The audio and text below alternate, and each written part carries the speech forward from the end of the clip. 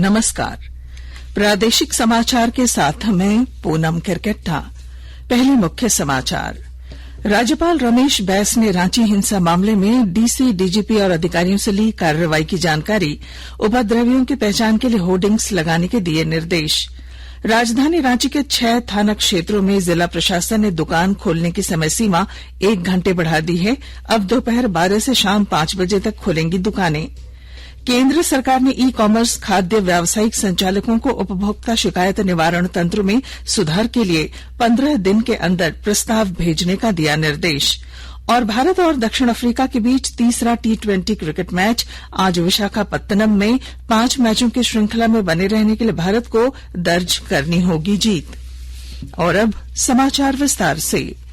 राज्यपाल रमेश बैस ने रांची के मेन रोड में शुक्रवार को हुई पत्थरबाजी, हिंसा, आगजनी और तोड़फोड़ की घटना पर नाराजगी जाहिर करते हुए राज्य के पुलिस महानिदेशक नीरज सिन्हा, एडीजी अभियान संजय आनंद लाटकर, रांची के उपायुक्त छवि रंजन और एसएसपी सुरेंद्र कुमार झा को राजभवन बुलाकर अब तक हुई कार्रवाई की जानकारी ली। उन्होंने कहा कि किसी भी हाल में एक भी उपद्रवी को बख्शा नहीं जाएगा। जो भी दोषी हों उनके विरुद्ध शीघ्र कार्रवाई हो। राज्यपाल ने कल निर्देश दिया कि सभी प्रदर्शनकारियों और पकड़े गए लोगों की पूरी जानकारी लेकर पुलिस उनका नाम और पता सार्वजनिक करे।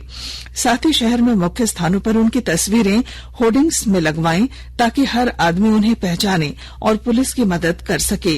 राज्यपाल ने यह भी कहा कि जो लोग इन घटनाओं के बारे में या इंटरनेट मीडिया के माध्यम से अफवाहें फैला रहे हैं उनकी भी पहचान कर उनके विरुद्ध कार्रवाई की जाए। राज्यपाल ने पुलिस पदाधिकारियों से कहा कि विधि व्यवस्था कायम करने में किसी प्रकार की कोताही न हो। किसी को भी कानून अपने हाथ में लेने की इजाजत हरगिज नहीं दी जा सकती। मुख्यमंत्री हेमंत सोरेन ने रांची में हिंसा की घटनाओं पर कहा कि देश अजीब परिस्थितियों से गुजर रहा है। मुख्यमंत्री कल रांची स्थित प्रोजेक्ट भवन में पत्रकारों से बातचीत कर रहे थे। उन्होंने कहा कि इस समय हमें बहुत संभलकर और सूझबूझ के साथ रहने की आवश्यकता है। आवेश और तैश में अक्सर गलतियां हो जाती हैं। ये शहर जंग का मैदान नहीं है। श्री सोरेन ने कहा कि मौजूदा परिस्थिति को समझते हुए एक एक कदम बढ़ाने की जरूरत है। उन्होंने कहा कि कई जगहों से विचलित करने वाली खबरें देखने और सुनने को मिल रही हैं। श्री सोरेन ने कहा कि इस देश के संविधान और लोकतंत्र को आज की इस विकट परिस्थिति से हमें बचाने की जरूरत है। राजधानी रांची में 10 जून को हुई हिंसा के बाद स्थिति धीरे धीरे सामान्य हो रही है।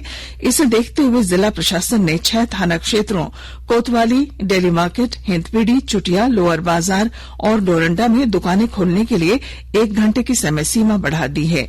इन इलाकों में अब दोपहर 12 बजे से शाम 5 बजे तक दुकानें खुलेंगी। इधर उपद्रवियों की गिरफ्तारी के लिए पुलिस की टीम लगातार छापेमारी कर रही है। अब तक आधा दर्जन से अधिक उपद्रवियों को गिरफ्तार किया गया है। स्वास्थ्य और परिवार कल्याण मंत्री डॉक्टर मनसुख मंडाविया ने कहा है कि कोविड अभी खत्म नहीं हुआ। कई राज्यों में कोविड रोगियों की संख्या बढ़ने की खबर है। उन्होंने कहा कि ये समय सतर्क रहने का है और कोविड संक्रमण को फैलने से रोकने के लिए कोविड नियमों को भूलना नहीं चाहिए। उन्होंने कहा कि मास्क लगाना और सुरक्षित दूरी बनाए रखना बहुत जरूरी है। डॉक्टर मंडाविया ने कल वीडियो कॉन्फ्रेंसिंग के माध्यम से राज्यों तथा केंद्र शासित प्रदेशों के स्वास्थ्य मंत्रियों और वरिष्ठ अधिकारियों के साथ बैठक की अध्यक्षता की। उन्होंने बैठक में टीकाकरण अभियान हर घर दस्तक के दूसरे चरण की प्रगति की समीक्षा की। डॉक्टर मंडाविया ने कुछ राज्यों और जिलों में कोविड के बढ़ते मामलों और जांच की संख्या कम होने का जिक्र किया। उन्होंने कहा कि समय पर जांच किए जाने और जांच बढ़ाने से कोविड रोगियों की जल्द पहचान हो सकेगी और संक्रमण के फैलने से रोकने में मदद मिलेगी।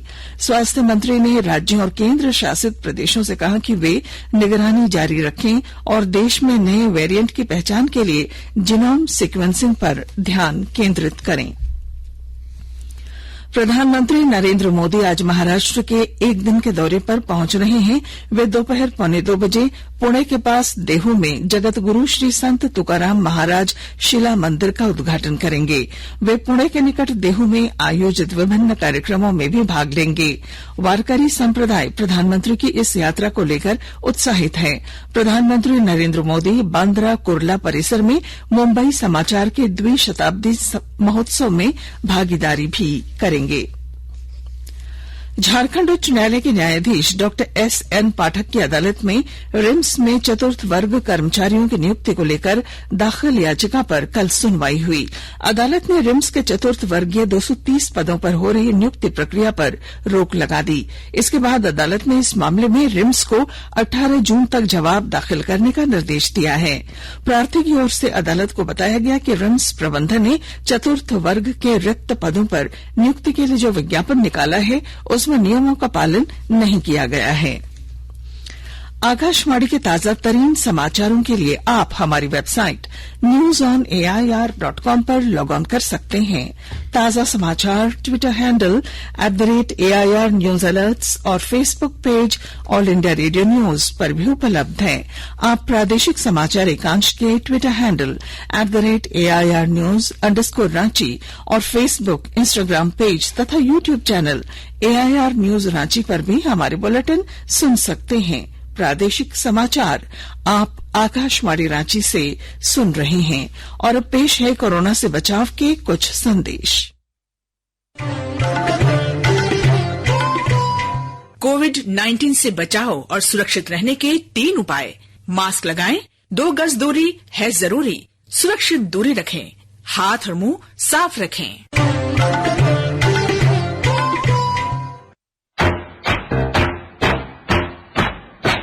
चलो मिलकर इस शुरुआत करें, चलो एक फैसला आज करें, मास्क नहीं तो टोकेंगे, कोरोना को रोकेंगे।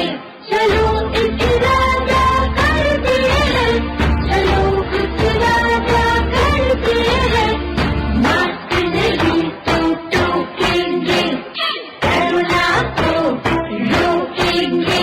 भारत सरकार द्वारा जनहित में जारी। प्रादेशिक समाचार में आपका फिर स्वागत है। केंद्र सरकार ने ई कॉमर्स खाद्य व्यावसायिक संचालकों को उपभोक्ता शिकायत निवारण तंत्र में सुधार के लिए 15 दिनों के भीतर प्रस्ताव भेजने का निर्देश दिया है। उपभोक्ता कार्य, खाद्य और सार्वजनिक वितरण मंत्रालय ने संचालकों से ऑर्डर राशि में शामिल किए गए सभी शुल्कों जैसे डिलीवरी शुल्क, पैकेजिंग शुल्क, कर और सर्ज प्राइसिंग को पारदर्शी रूप से दिखाने का आदेश दिया है। ई कॉमर्स खाद्य व्यावसायिक संचालकों को रेस्तरां के साथ उनकी संपर्क जानकारी साझा करने का विकल्प उपभोक्ताओं को देने की भी सलाह दी गई है। मंत्रालय ने कहा है कि राष्ट्रीय उपभोक्ता हेल्पलाइन 1915 पर पिछले 12 महीने में जोमैटो और स्विगी के विरुद्ध कई तरह की शिकायतें मिली हैं। इनमें से ज्यादातर शिकायतें सेवा प्रदान करने में ढिलाई बरतने और खराब सामग्री की आपूर्ति से संबंधित हैं।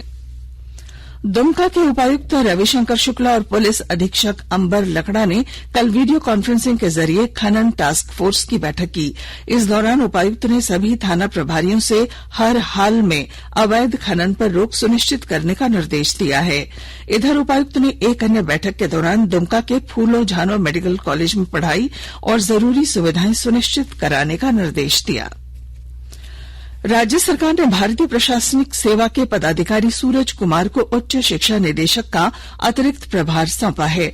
उन्होंने कल प्रभार ग्रहण कर लिया। सूरज कुमार वर्तमान में झारखंड राज्य आजीविका संवर्धन सोसाइटी में मुख्य कार्यपालक पदाधिकारी के पद पर कार्यरत हैं। उनके पास नागरिक सुरक्षा आयुक्त का अतिरिक्त प्रभार पहले से है। झारखंड उच्च न्यायालय के न्यायाधीश राजेश शंकर की अदालत में रांची के कांके स्थित वधशाला में ही पशुओं का वध किए जाने के खिलाफ दाखिल याचिका पर कल सुनवाई हुई। आदेश के बाद राज्य सरकार की ओर से जवाब दाखिल नहीं किए जाने पर अदालत ने कड़ी नाराजगी जताई। इसके बाद अदालत ने खाद्य सुरक्षा और नगर विकास विभाग पर 10-10 हजार रूपये का जुर्माना लगाया है। अदालत ने जुर्माने की राशि एडवोकेट एसोसिएशन वेलफेयर फंड में जमा कराने का निर्देश दिया है। इस मामले में अब अगले सप्ताह सुनवाई होगी। हाथियों के संरक्षण के लिए बने दलमा वन्य जीव अभ्यारण्य में इन दिनों पर्यटकों की संख्या बढ़ गई है। विस्तृत ब्यौरा दे रहे हैं हमारे जमशेदपुर संवाददाता।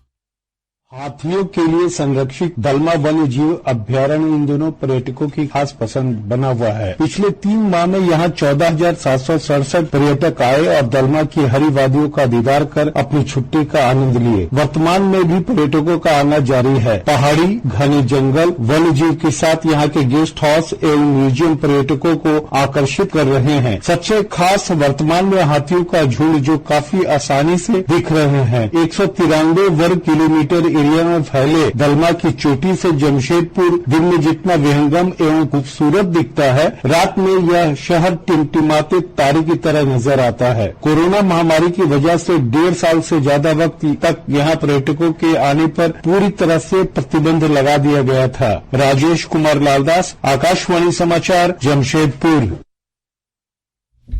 और अब कुछ संक्षिप्त खबरें। श्रम मंत्री सत्यानंद भोक्ता की अध्यक्षता में कल हजारीबाग जिला 20 सूत्री और योजना समिति की बैठक की गई। इस दौरान हजारीबाग के प्रभारी मंत्री ने अधूरी योजनाओं को जल्द पूरा करने का निर्देश अधिकारियों को दिया।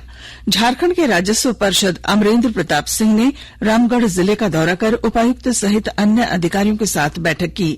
इस दौरान श्री सिंह ने न्यायालय में दायर वादों के शीघ्र निष्पादन के लिए जरूरी जानकारी दी। दुमका जिले में त्रिस्तरीय चुनाव की अंतिम प्रक्रिया आज पूरी कर ली जाएगी। जिला परिषद के अध्यक्ष उपाध्यक्ष का चुनाव आज संपन्न होगा।